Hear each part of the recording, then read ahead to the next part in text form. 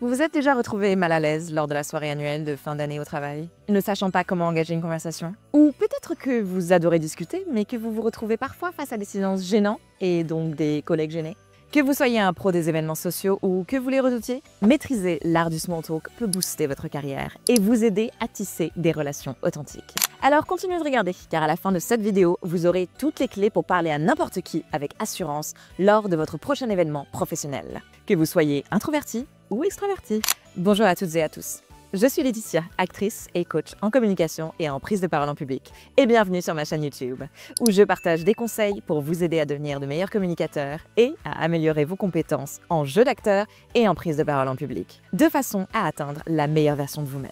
Parce que je respecte votre temps et que vous savez déjà pourquoi vous êtes là. Comme d'habitude, cette vidéo sera découpée en chapitres avec les marqueurs temps dans la description ci-dessous. Et maintenant, sans plus attendre, attaquons-nous au sujet du jour. Pourquoi le small talk est-il si important? Le small talk n'est pas juste une conversation banale, c'est la base des relations professionnelles solides. Des études montrent que les personnes qui maîtrisent cet art sont perçues comme plus accessibles et compétentes, ce qui peut mener à des opportunités de carrière. Une étude d'Harvard révèle même que les soft skills, comme la communication, représentent 85% de la réussite professionnelle. Alors oui, ces petites conversations peuvent avoir un impact immense sur votre carrière. Alors, prêts pour devenir des experts dans ce domaine? C'est parti. Commençons par le commencement. Comment démarrer une conversation? Commencer une conversation peut sembler intimidant, mais c'est une compétence que tout le monde peut développer. Le secret?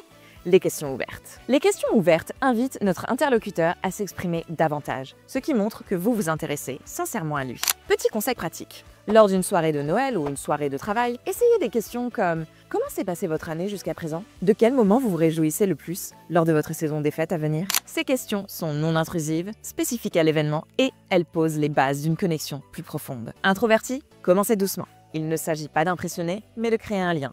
Tout doux, Franck. Faire durer la conversation. Une fois la glace brisée, comment maintenir la discussion à flot? Deux compétences sont essentielles, l'écoute active et l'observation. Tout d'abord, parlons de l'écoute active. Écouter activement est souvent plus précieux que de parler lorsqu'il s'agit de construire une relation de confiance. Cela montre du respect et encourage l'autre personne à s'exprimer davantage. Saviez-vous que les leaders perçus comme étant à l'écoute ont une meilleure satisfaction au travail et sont plus susceptibles d'être promus et soutenus par leurs équipes? C'est ce qu'a confirmé une étude publiée en 2021 dans le Journal of Applied Psychology. Voici quelques conseils pratiques pour ce faire.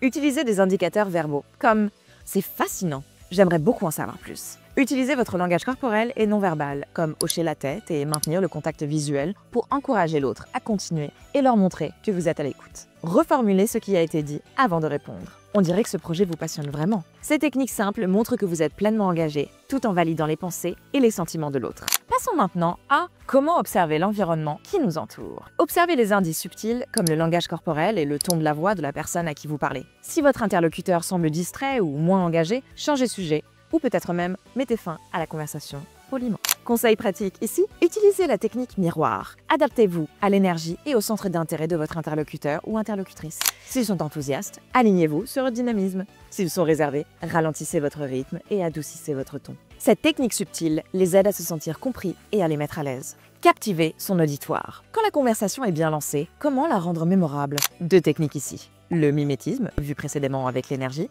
et les questions de suivi. Poser des questions qui s'appuient sur ce que l'autre a partagé auparavant montre que vous êtes vraiment engagé. Cela rend aussi l'échange plus naturel. Par exemple, si on parle d'un projet, ça a dû être un défi. Comment est-ce que vous avez fait? Si on évoque une passion, c'est incroyable. Qu'est-ce qui vous a inspiré à commencer ça? En posant des questions de suivi et en utilisant le mimétisme, vous montrez un intérêt sincère et créez un sentiment de connexion qui transforme le small talk en une interaction significative. Ces techniques font de vous de meilleurs interlocuteurs tout en donnant à l'autre personne le sentiment d'avoir été écouté et valorisé. Rappelez-vous, les gens ne se souviennent pas toujours de ce que vous avez dit, mais ils se souviennent de la façon dont vous les avez fait se sentir. Concentrez-vous donc sur la création d'une expérience positive et engageante. Construire des connexions futures. Comme nous l'avons déjà mentionné, le small talk n'est pas juste de la conversation banale ou inutile. C'est une opportunité de poser les bases d'une relation future. Mais avant de continuer, si vous trouvez ce contenu utile jusqu'ici, pourriez-vous prendre un instant pour cliquer sur les boutons s'abonner et like ci-dessous? Ainsi, vous ne manquerez aucun de mes conseils, astuces et contenus gratuits pour vous aider à progresser en communication. Et pendant que vous y êtes, n'hésitez pas à laisser un commentaire ou une question ou une difficulté que vous rencontrez en communication. Je pourrai ainsi y répondre dans une prochaine vidéo, spécialement pour vous. Je serai ravie de voir cette communauté grandir avec vous en tant que nouveau membre. Mais reprenons à notre étape numéro 4, la création de connexions futures. Des études montrent que des employés qui participent à des conversations informelles développent des réseaux plus solides et augmentent leurs chances d'avancement professionnel. Alors abordons cette étape avec ce conseil pratique. Terminez la conversation par une invitation à rester en contact. C'était super de discuter avec vous. Connectons sur LinkedIn. J'aimerais beaucoup prendre un café pour approfondir ces discussions. Cette technique laisse une impression positive et ouvre la porte à de futures collaborations. Le small talk devient un outil puissant lorsqu'il est utilisé avec intention. En terminant vos conversations par une invitation à rester en contact, vous montrez votre intérêt pour l'autre personne et à poursuivre la relation au-delà de cet événement. Ce simple geste peut transformer des échanges informels en opportunités de collaboration, de mentorat ou même d'amitié.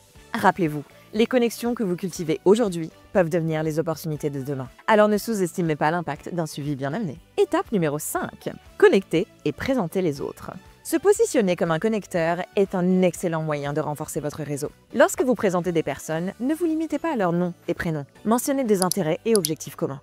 Par exemple, Sarah, voici John. Vous travaillez tous les deux sur des campagnes de marketing innovantes. Sarah a dirigé le projet A et John était derrière le projet B. Je suis sûre que vous avez beaucoup à partager. Cette introduction réfléchie non seulement les aide à entamer une conversation de manière plus fluide, mais elle vous positionne également comme un communicateur attentif et influent. De plus, cela brise immédiatement la glace, les amenant à une discussion plus naturelle et plus détendue. Finalement, nous finissons avec notre dernier point. Quitter une conversation avec élégance. Savoir conclure une conversation avec classe est aussi important que de bien commencer. Cela garantit que vous laisserez une impression positive. Le conseil pratique ici, préparez des phrases de sortie. Comme par exemple, j'ai adoré discuter, mais je vais saluer d'autres personnes. On se reparle bientôt? Merci pour cet échange. Passez une excellente soirée. À bientôt. Une sortie fluide respecte à la fois votre temps et celui de votre interlocuteur, tout en maintenant l'échange professionnel et agréable. Cela vous permet de terminer la conversation exactement au bon moment et de la façon dont vous le désirez, en laissant une impression positive et marquante. Une petite astuce bonus. Gérez les silences. Les silences ne sont pas vos ennemis, ce sont des opportunités. Un moment de pause peut montrer votre confiance et offrir un espace pour des connexions plus profondes. Comment gérer les silences? Préparez des questions ou des sujets en avance. Commentez votre environnement pour relancer. Ce lieu est magnifique. Vous êtes déjà venu ici? Introverti, c'est là votre super pouvoir. Avec un peu de préparation, vous pouvez gérer les silences avec élégance et même les transformer en atout. Merci d'avoir regardé cette vidéo. Si ces conseils vous ont été utiles, n'oubliez pas de liker et de vous abonner pour plus d'astuces pratiques. Le small talk peut sembler anodin, voire intimidant, mais souvenez-vous qu'il est la base des connexions significatives. Et maintenant, vous avez tous les outils pour le maîtriser, donc plus d'excuses. Alors, allez-y les amis, foncez et brillez. Je vous souhaite de très belles fêtes à vous et à vos proches. Et je vous dis à bientôt dans une prochaine vidéo. Continuez à communiquer avec confiance. Suivez votre passion. Ciao ciao!